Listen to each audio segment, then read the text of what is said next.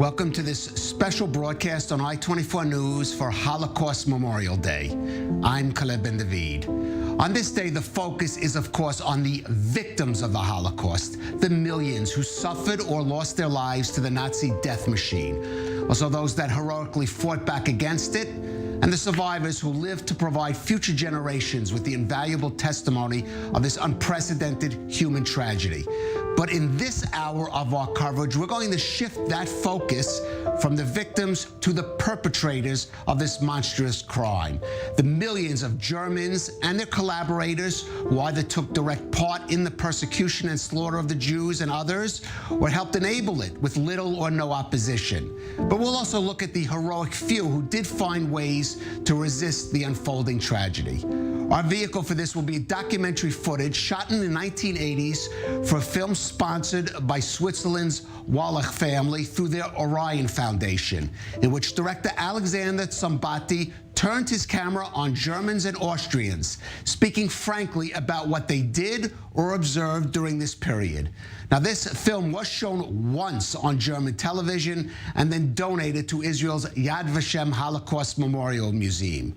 We'll show clips from that footage and then discuss them, looking at them from a historical and psychological perspective.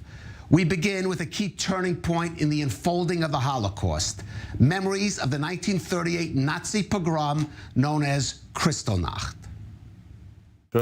You are a Sudeten German, and during the Anschluss, you lived in Linz, in Austria. What did you witness there? In the same street where the grammar school is and still is today, there was a shop with sweets, confectionery, and I used to go there every week to buy some sweets with my pocket money, Zuckerl, as they say in Austria. And about a fortnight, 3 weeks after the so-called Anschluss, I went there. There was a sentry, a stormtrooper, in front of the shop bearing a large placard, "Don't buy from Jews." Until then, I had absolutely no idea that the owner was a Jew. He was a very nice, very polite, obliging man. And I wanted to go into the shop, and at that point the stormtrooper blocked me with his leg and said, "Can't you read?" I said, "I want to buy some sweets. There's nothing to buy here." I went across the road to the other side to see what would happen next. And I'd scarcely reached the other side when the shopkeeper came out of his shop, and he was wearing all his war decorations from the First World War. He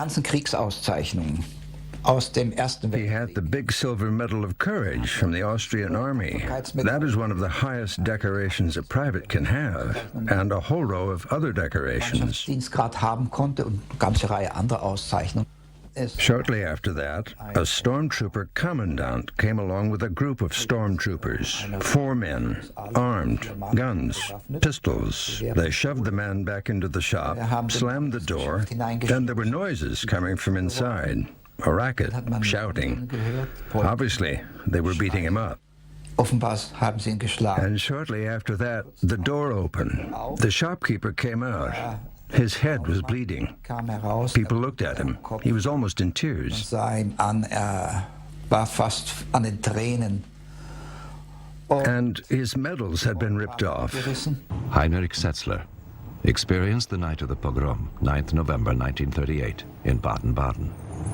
Herr Setzler, you experienced the 1938 November pogrom here in Baden-Baden. What did you see? Yes,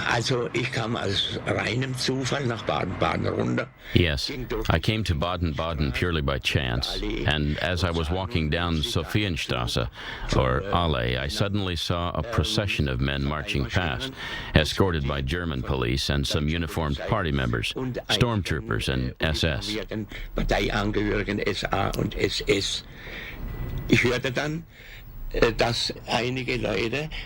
Then I noticed that some people were really shocked by this pageant, especially because right at the front there was a young man carrying a placard.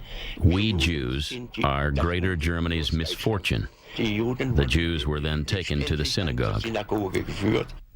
A very famous, magnificent Jewish synagogue had been built here. There was a broad stairway leading up, and at the front there was a small landing. The Jews were then taken up there and had to form themselves into a tableau. A Jewish prayer mat was spread out, and then suddenly a ruffian went up to the well-known lawyer Dr. Hauser and beat him to the ground. What happened inside the... There were similar scenes going on inside the building, too. The synagogue attendant, or a cantor, had to read out a chapter of Adolf Hitler's Mein Kampf. The Horst Wessel-Lied was also sung, allegedly. That's what I heard. Then the Jews were taken to the Hotel Zentral opposite, and there they were they were forced to eat pork. Then I heard that the Jews were taken to the railway station at about 9 o'clock, where they were loaded into cattle wagons and taken to Dachau. And joining me now in studio is Dr. Ephraim Zuroff, Director of the Israel and Eastern European offices of the Simon Wiesenthal Center and its chief Nazi hunter, and author of the book, Our People, Discovering Lithuania's Hidden Holocaust. Happy, thank you for joining us today. Certainly just chilling to hear those reminiscences, if you want to call them that. Let's talk, maybe put in perspective, Kristallnacht and its impact, its place, as we subsequently come to know it in the history of the Holocaust. First of all, this was very important because the persecution and the actions taken were taken in broad daylight. I mean, not at night, but I'm saying in full view of the public. Right. There were still Western reporters in Germany who reported on it and in the Western media, and marked almost a case in which the Germans were, sort of mocking the West, in order showing them that we'll do whatever we want with the Jews, and you can't stop us, or you won't try and stop us. Right. But if in other words, there was like a buildup. In other words, this was step by step. But talking about in July of '38, there was the Evian Conference, which was convened ostensibly to solve the refugee problem. But the conference, in a sense, was ruined before it began, because they said no country will be asked to change their quotas. And it was the quotas that were keeping the Jews out. Only one country out of the 32 countries who were represented at Evian was willing to accept Jews, and that was the Dominican Republic, under the dictator Trujillo. And ultimately, only 1,000 Jews actually ever reached there. But and Palestine was off the issue. In other words, was not part of the agenda, and that was done at the insistence of the British. So, I mean, it was ludicrous. But it was a trap from which the Jews had no escape. But let's talk about and then Munich. After that, the Munich Agreement. Let's talk about what we heard from the Germans there, because what's striking is that they're saying, we saw this respected figure who had fought in the First World War on the side of Germany and the, I guess, Austro-Hungarian Empire. With the respected lawyer, but they don't talk about any sense of outrage at what they witnessed. They didn't talk about raising any kind of objection to what they witnessed or trying to offer help or shelter to their neighbors. Well, listen, in a certain sense, what happened in Kristallnacht was just like the appetizer, in a certain sense. In other words, these people didn't see the horrors of the Einsatzgruppen mass murders, of the death camps, and etc. So I don't know if their reaction would have been the same had they been asked to relate to that, had they seen that, actually witnessed the mass murders. Right.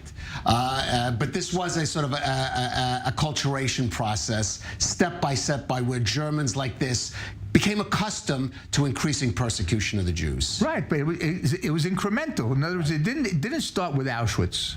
Okay, Auschwitz started in 1941. And the death camps in '42, and this, it started in 1933 with the law against the Jews in the civil service, and all sorts of other Jews against Jews in professions had to, in other words, doctors, lawyers that could only have Jewish clients, etc. And it was step by step.